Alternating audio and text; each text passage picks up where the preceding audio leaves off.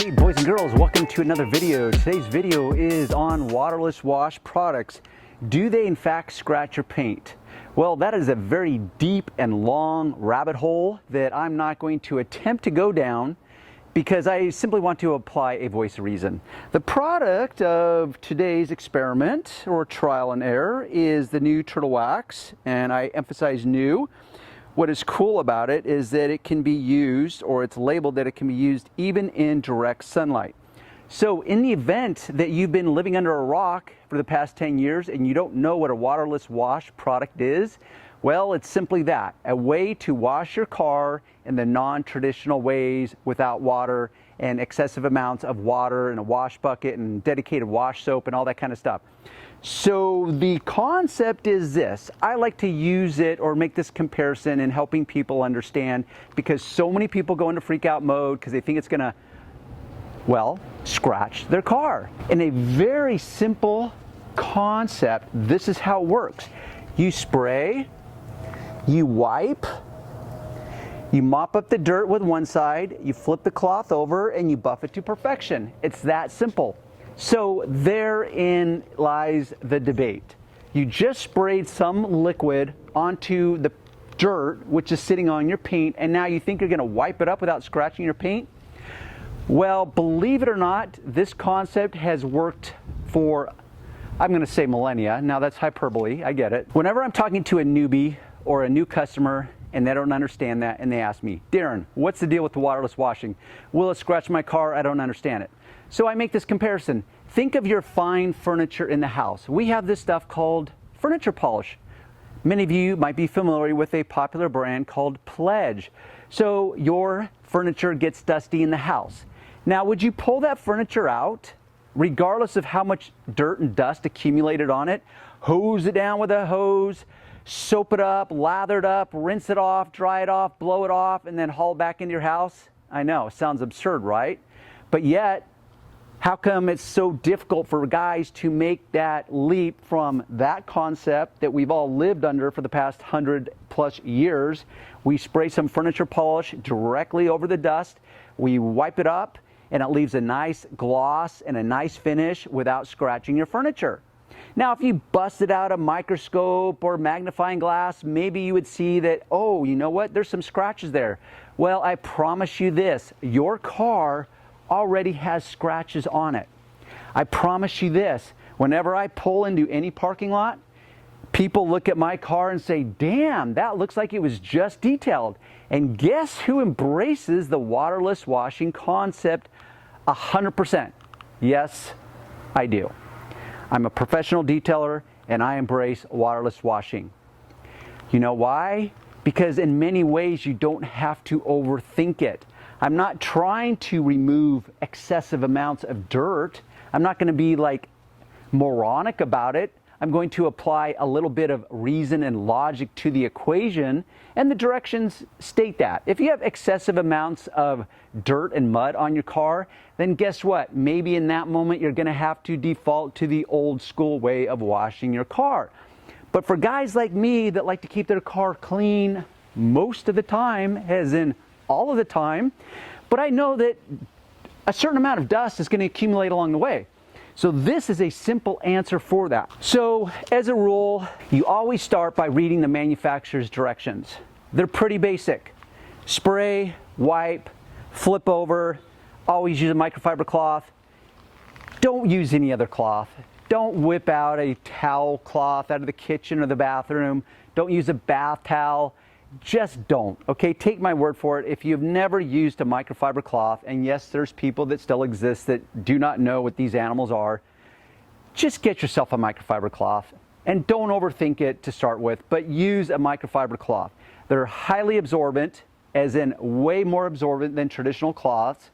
They're way softer, so way friendlier on your paint and everything else in life, so that is the go-to cloth. Second rule is you always shake up the product. Okay, that's the starting point to this equation. Now, I'm not going to do my entire car because that's where, for example, the directions come in, because we need to define your entire car. Like, okay, I get it, the paint, Darren, it'll do the paint. Can it do the wheels? Well, the simple answer is yes and no. Depends on how dirty they are. Depends on your wheels. I like to address the wheels separately when I'm cleaning them, and I don't use a product like this on my wheels. I clean my wheels differently. But for my paint, it works awesome. Then for glass, that's where it can get a little dicey. So what I do, because this says it's actually suitable for all surfaces, which means it's not going to stain any of your black trim, is that once I take my cloth and I finish my paint to perfection, then I'm going to use it on my windows without spraying it directly onto the windows. And I'm just going to use that damp side to first clean the dirt or dust off. Then I'm going to flip it over. Now, if my cloth is too saturated, I may have to reach for a second cloth. Let me also illustrate another voice of reason, and that is this. What will this do?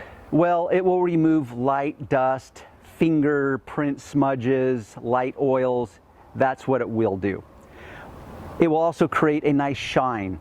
It will create a nice feel to your paint. What it won't do is it won't turn your car that's completely trashed, and by trashed I mean so neglected, it's not going to transform it into a showpiece. So you need to always embrace what I call a realistic approach to anything.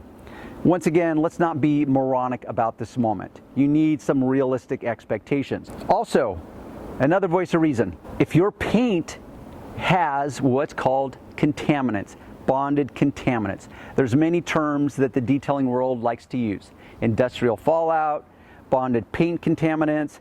Really, this is what that means, is in the air, there's this thing called pollution.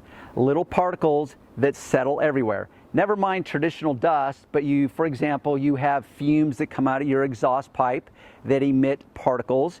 You have this thing called rail dust that they talk about. So let's say your car is shipped via rail, and those metal wheels grind against the metal tracks, and it's supposed to dispense these ferrous, which is metal, particles onto your paint. So on a light colored car, it will show up as little tiny, what might appear as rust specks. If you feel your paint, it's going to feel as though there's a texture to it. The point being is this: you can't expect that you're going to apply any product, whether it's this or another product, and be able to, once again, transform your paint if it's not in acceptable condition to begin with. And only you can determine what acceptable is. What I'm trying to illustrate more precisely is that you may have stuff on your paint like pollution that's bonded to your paint, so you already have a texture going on. Many of you will never have felt your paint deliberately or specifically to feel for texture anyways. You wash it, you feel it. If there's some grit to it, that means there's some contaminant sitting on the paint or embedded into the clear coat. That needs to be removed. That's where a clay bar comes in, or there's some chemicals that can decontaminate your paint. So once again, realistic expectations. So I can take any product, I can spray it on my car, wipe it, buff it off, and say, okay, yay or nay. Did it produce some shine? Did it remove the dirt? Yes, it did. But I could feel my car and say like, oh wow, it doesn't feel very smooth. Like this product might suck. Well, maybe it's because your car sucks, as in you haven't cleaned your car, as in decontaminated. Maybe there's some paint overspray on your car. So when you go to test out a product like this, that to me would be an unfair moment that you may not be even aware of to even scrutinize and assess or make a judgment call, because your paint has stuff on it, foreign matter, contaminants, overspray, tree sap, bird droppings, bee pollen, go down the list. So once again, realistic expectations. I know this product works, but can I say it's the best? I can't say anything is the best. You know why? Because only you can determine what the best is. For example, sometimes the best really just has to do with how you can buy it, as in how easily can I find it and buy it. Secondly, what kind of packaging does it come in? Well, I'm a driveway detailer. I've got one car to take care of. I don't need gallons of this product, Darren. So I don't want to concentrate, and I don't want to overbuy. So this is perfect for just the general car owner, general car enthusiast. Comes in a very convenient, usable packaging. It's got a sprayer to it. You don't have to mix it. Even though a concentrate would be more economical, everything in life has trade-offs. So you have to accept that, and you've got to apply that. And once again, that's being your own voice of reason, is applying that balance, finding the winning balance between the pros and the cons. Okay, how much of this am I going to use? How expensive is it? What kind of shine? Can I use it in direct sunlight? Am I forced to use it in the shade? Can I use this on a wet surface versus a dry surface? And by the way, yes, on both of those. Meaning, let's say you want to wash your car in the traditional way, you can use this as what's called a drying agent, which means while your car is still wet, so you've already washed it, you've already rinsed it, but you haven't dried it off, you can spray this on and now proceed to dry her off in the traditional manner. So that's what's called a drying agent. But I don't ever get my car completely wet, so I embrace a product like this because I never allow an excessive amount of dust or dirt to accumulate on my car. It's what you might call a garage baby, but I still drive it. I drive it a lot, and I want it to stay clean a lot, which is why I completely embrace products like this. So get your feet wet. It's a good place to start. And no, I'm not getting paid by Turtle Wax. Just like wasn't getting paid by Meguiar's when I talked about their products, and go down the list. Before I get any further and I start actually doing my car, I want to add that I do apply some strategy. The obvious is that I'm not going to have unrealistic expectations and use it on excessive amounts of dirt and mud and grime. But I start at the top and I work my way down. So pretend that there's an imaginary line that splits this car in half. You have the upper half, you have the lower half. The lower half, FYI, is referred to as your rocker panels. Why do I split in half? Well, because the top half generally gets the lighter type of dirt and dust to it. And it's also where your eye is going to naturally gravitate towards when you're just checking out a car. Very few people are going to go down and do this number when they're checking out your car. So that's for two reasons. Is I want to get rid of that first to reduce as much as possible the transferring of the bad debris, the heavier debris that is generally reserved for the bottom of the car up onto the top of the car. So that's the way I manage, or I do risk mitigation, is I accept that there's an inherent amount of risk naturally, not to cause alarm for you, but I want to reduce that. So I will do the top surfaces first, and I keep the back as a separate entity. Why? Because when you're driving, it creates this turbulence in the back, so you'll notice that your back bumper gets excessively dirty compared to the rest of your car. Just like the front end will get dirtier in the form of bugs than the rest of your car, which is why the lower half of your car will get dirtier in ways than the rest of your car. You'll drive through puddles, the gutter, you'll flip up some water, some dirty water. The dirt and debris from the road will tend to stick to it.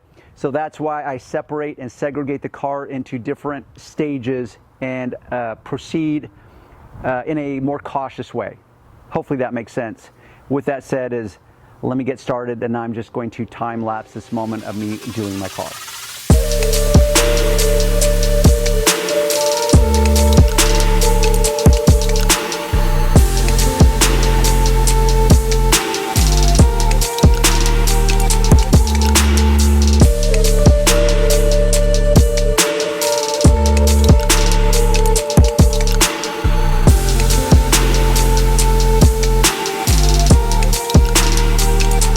Satisfied with it for a while, and I wouldn't turn my nose up at it. But it's not really what I want. Why don't you really know what you want? Two reasons that you don't really know what you want. Number one, you have it. Number two, you don't know yourself, because you never can.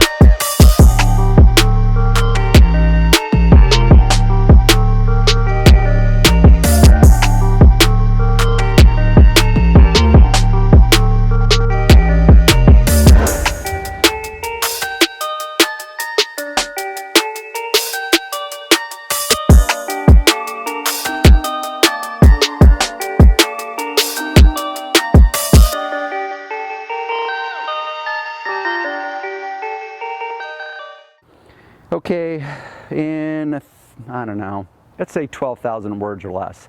Hopefully you learned a little something. If you want to check it out, I'm pretty sure you can find it on Amazon. You can always go to my website, bestautodetailingtips.com, which should be showing up below here momentarily. Okay, till next time, we'll see you on the next video.